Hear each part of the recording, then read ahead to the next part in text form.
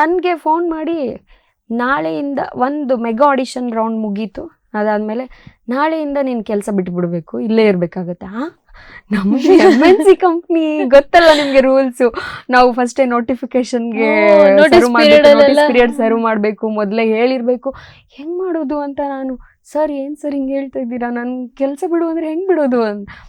ಅದೆಲ್ಲಮ್ಮ, ನಿನಗೊಂದು ಒಳ್ಳೆ ಆಪರ್ಚುನಿಟಿ ಸಿಗ್ತಾ ಇದೆ, ನೀನು ಇದರಲ್ಲಿ ನೀನು ಸರ್ವೈವ್ ಆಗಬೇಕು ಅಂದರೆ, ನಿನಗೇನೋ ಒಂದು ಅಚೀವ್ ಮಾಡಬೇಕು ಅಂದರೆ ನೀನು ಬಿಡಬೇಕಾಗುತ್ತೆ, ಏನು ಯೋಚನೆ ಮಾಡಬೇಡ, ಲೈಫ್ ಸೂಪರಾಗಿರುತ್ತೆ ಬಿಡು ಅಂತ. ನನಗೆ ಹೆಂಗಪ್ಪ ಬಿಡೋದು.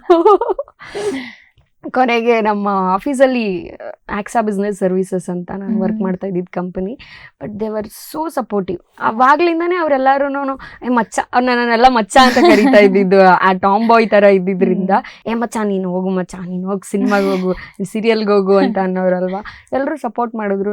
ಈವನ್ ನಮ್ಮ ಮ್ಯಾನೇಜರ್ ಕೂಡ, ಅವರು ಆ್ಯಕ್ಚುಲಿ ಕನ್ನಡದವರಲ್ಲ, but still if you are going and working in TV channel means it's a big achievement dude, go ಅಂತ ಅಂದ್ಬಿಟ್ಟು ಆ ಟೈಮಲ್ಲಿ ನನಗೆ ಬೇಗ ರಿಲೀವ್ ಮಾಡಿಕೊಟ್ರು ಎಲ್ಲನೂ.